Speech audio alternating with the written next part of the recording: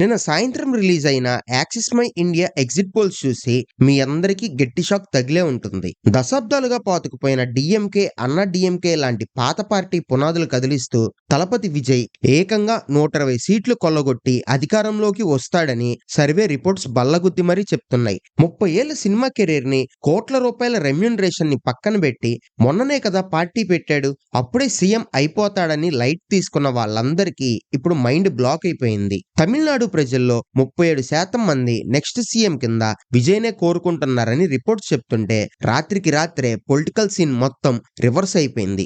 April 23వ తేదీన జరిగిన elections లో కేవలం కుర్రాళ్ళు, ఫస్ట్ టైం ఓటర్లు మాత్రమే కాదు, రూరల్ ఏరియాస్ లో ఉన్న మహిళలు కూడా సైలెంట్ గా వెళ్లి విజయ్ కే ఓటు గుద్దేశారని డేటా చూస్తుంటే క్లియర్ గా అర్థమవుతుంది. మే 4వ తారీఖున ఫైనల్ రిజల్ట్స్ రాబోతున్నాయి. కానీ ఈలోపు మీ ప్రతి ఒక్కరి మైండ్ లో గట్టిగా రన్ అవుతున్న క్వశ్చన్ ఒక్కటే, అసలు ఏ పొలిటికల్ బ్యాక్గ్రౌండ్ లేని ఒక సినిమా హీరో దశాబ్దాలుగా రూట్ లెవెల్లో సెట్ అయి ఉన్న ఇంత పెద్ద పొలిటికల్ సిస్టమ్ ని ఒక్క దెబ్బతో ఎలా బీట్ చేస్తాడు అని.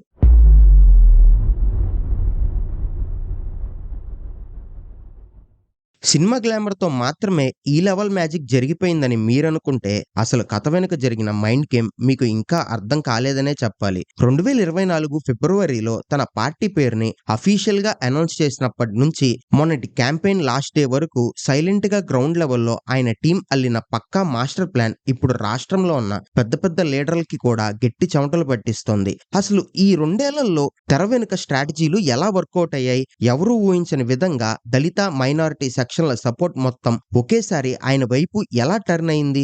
ఎంజీఆర్ తరువాత రజనీకాంత్, కమల్ హాసన్ లాంటి పెద్ద స్టార్లు పాలిటిక్స్ లోకి వచ్చి దెబ్బతిన్న హిస్టరీ మనందరికీ తెలిసిందే కదా. మరి ఈయన మాత్రం ఆ పాత ట్రాప్ లో పడకుండా ఎక్కడ స్మార్ట్ గా ప్లే చేశాడన్నది మనం డీటెయిల్ గా చూడాలి. పార్టీ పెట్టిన వెంటనే ఊరికే మైకులు పట్టుకొని స్టేజీల మీద గట్టిగా సినిమా డైలాగ్స్ కాకుండా ఒక విజనరీ లీడర్ లాగా తన ఫోకస్ అంతా ఫస్ట్ ఎడ్యుకేషన్ మీద పెట్టాడు. తమిళనాడులోని 234 నియోజకవర్గాల్లో పబ్లిక్ ఎగ్జామ్స్ లో టాప్ వచ్చిన వాళ్ళని పిలిచి వాళ్ళ పేరెంట్స్ తో పాటు కూర్చోబెట్టి సన్మానాలు చేయడం మీలో చాలా మంది వార్తల్లో చూసే ఉంటారు. కరెక్ట్ గా అక్కడే సగం గేమ్ మారిపోయింది. ఆ ఒక్క మూవ్తో కుర్రాళ్లతో పాటు వాళ్ళ ఫ్యామిలీస్ లో కూడా ఆయన మీద ఒక సాలిడ్ ట్రస్ట్ క్రియేట్ అయిపోయింది. తను పెట్టిన ఫస్ట్ పబ్లిక్ మీటింగ్ లోనే డబ్బులు తీసుకొని ఓట్లు వేయొద్దని పేరెంట్స్ కి చెప్పమని అక్కడున్న స్టూడెంట్స్ తో ఓపెన్ గా చెప్పేశాడు. ఇది చూసి అప్పట్లో చాలా మంది లీడర్లు నవ్వుకున్నారు. ఇలాంటివి రియల్ లైఫ్ లో వర్కౌట్ అవ్వవని లైట్ తీసుకున్నారు. కానీ అదే ఆయనకి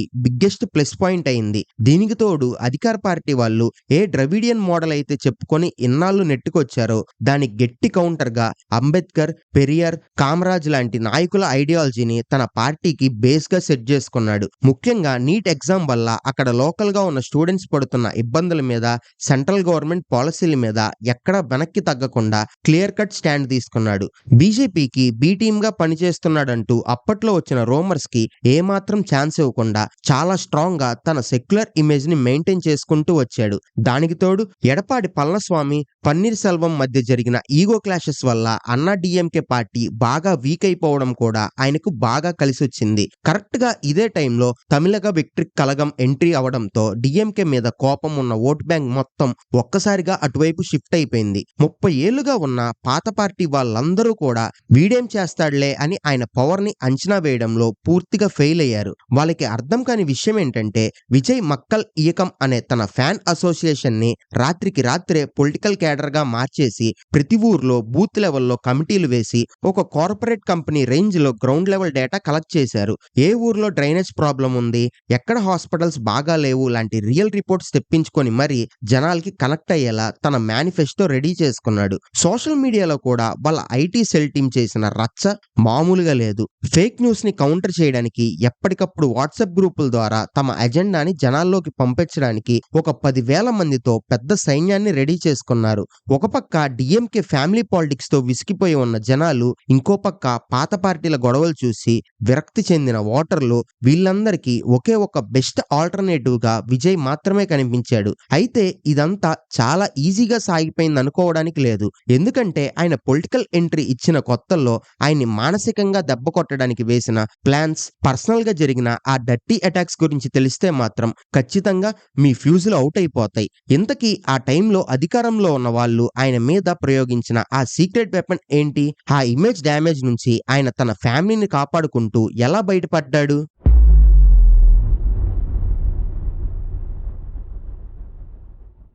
పర్సనల్ అటాక్స్ చేసి ఆయన్ని మానసికంగా కుంగదీయాలని చూసిన వాళ్ళకి విజయ్ ఇచ్చిన రివర్స్ పంచులు మామూలుగా లేవు. తన సొంత తండ్రి ఎస్ చంద్రశేఖర్‌తో ఉన్న పాత గొడవలను మీడియా ఎలాగైనా రాజకీయం చేయాలని చూస్తే ఆ ప్రాబ్లమ్‌ని అసలు బయట పెట్టకుండా లోపలే సెటిల్ చేసి పక్కా ప్రొఫెషనలిజం అంటే ఏంటో చూపించాడు. ఫ్యామిలీ ఇష్యూస్‌ని బజార్‌లోకి లాగి సింపథీ కొట్టాలని చూడకుండా ఎక్కడికక్కడ అడ్డంకులు క్లియర్ చేసుకుంటూ తన ఫోకస్‌ని ఓటర్ల మీద నుంచి పక్కకి పోకుండా చూసుకోవడమే ఆయన చేసిన ఫస్ట్ సక్సెస్ఫుల్ మూవ్. రాజకీయాల్లో వస్తున్నాడు అంటే ఖచ్చితంగా ఆయన రిలీజియన్ని టార్గెట్ చేస్తారని ముందే ఊహించి దానికి తగ్గట్టే ఆయన సోషల్ మీడియా టీంతో కౌంటర్ ప్లాన్స్ రెడీ చేయించుకున్నాడు. ఆయన ఒక పర్టికులర్ కమ్యూనిటీ వాడే అని ముద్ర వెయ్యాలని చూసిన వాళ్ళకి తమిళనాడులోని ఫేమస్ టెంపుల్స్ కి వెళ్లి అక్కడ అన్నదానాలు చేయడం, లోకల్ గా ఉన్న హిందూ ఫెస్టివల్స్ కి సపోర్ట్ ఇవ్వడం ద్వారా తను అందరు వాడిని అని సైలెంట్ గా మెసేజ్ పంపించాడు. అధికార పార్టీ డిఎంకే వాళ్ళు కూడా తక్కువేమీ తినలేదు. అసలు ఈయనకి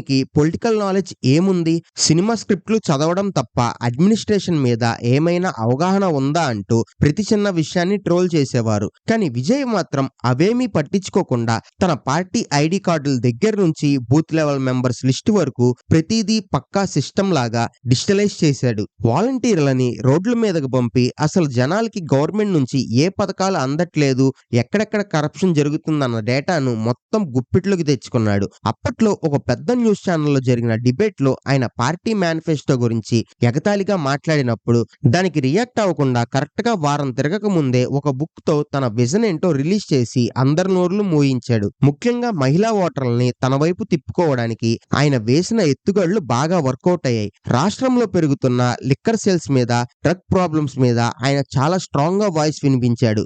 దీనివల్ల డిఎంకేకి పక్కా ఓట్ బ్యాంక్ లాంటి ఆడవాళ్ళు కూడా ఒక ఆలోచన మొదలైంది. ఒక హీరోగా కాకుండా ఒక ఇంటి మనిషిలాగా ఆయన మాటలు వాళ్ళకి కనెక్ట్ అయ్యేలా చూసుకున్నాడు. ప్రతి నియోజకవర్గంలో పార్టీ ఆఫీసులు ఓపెన్ చేయకుండా ప్రతి గ్రామంలో తమిళక వ్యక్తి కళగం పేరుతో లైబ్రరీలు, స్టడీ సెంటర్లు పెట్టి కుర్రాలని తన వైపు తిప్పుకోవడం అనేది నిజంగా ఒక తెలివైన ఆలోచన. దీనివల్ల ఒక పక్క ఎడ్యుకేషన్ కి సపోర్ట్ ఇచ్చినట్లు అయ్యింది. ఇంకో పక్క తన పార్టీ జెండా ఎప్పుడూ అక్కడ రెపరెపలాడుతూ జనాలు కళ్ళ ముందే ఉండేలా ప్లాన్ చేశాడు. ఎలక్షన్ కి ముందు నెల రోజుల పాటు జరిగిన క్యాంపెయిన్ లో వందల కోట్ల రూపాయలను కుమ్మరిస్తున్న పాత పార్టీలకి పోటీగా ఆయన మాత్రం సోషల్ మీడియా ఇన్ఫ్లుయెన్సర్ని, లోకల్ యూట్యూబర్లని వాడుకొని అతి తక్కువ ఖర్చుతో తన మెసేజ్ ని ప్రతి గడపకి చేర్చాడు. అన్నా డిఎంకే ఆఫర్ చేసిన పొత్తుల్ని చాలా సున్నితంగా తిరస్కరించి మనం ఒంటరిగానే వెళ్దామని తన క్యాడర్ లో కాన్ఫిడెన్స్ నింపాడు. ఆ తెగింపే ఈ రోజు ఆయన పార్టీకి ఒక ప్లస్ పాయింట్ అయింది.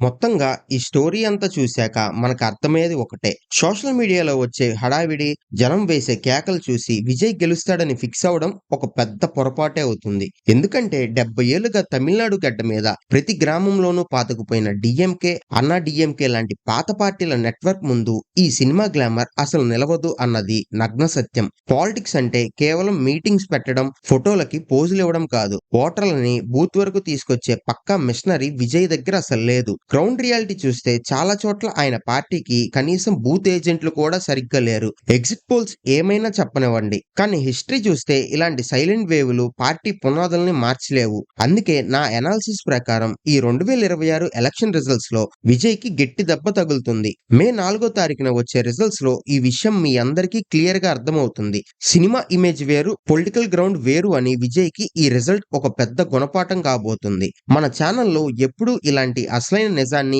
ఎవరికి భయపడకుండా ఉన్నది ఉన్నట్టుగా మీ ముందుకు తీసుకురావడానికి నేను చాలా కష్టపడతాను. మీకు కూడా బయట ఎక్కడా దొరకని ఇలాంటి పక్కా లాజికల్ రిపోర్ట్స్ కావాలనుకుంటే మన ఛానల్ ని మీ సొంత ఛానల్ లాగా భావించి ఎప్పుడు సపోర్ట్ చేస్తూనే ఉండండి. ఎందుకంటే మనం చెప్పే ప్రతి మాట వెనుక ఒక గట్టి నిజం ఉంటుంది. ఈ వీడియో మీద మీ అభిప్రాయం ఏంటో కూడా మాకు పక్కాగా చెప్పండి. విజయ్ కి ఈసారి షాక్ తగలబోతుంది అని మీరు కూడా అనుకుంటున్నారా?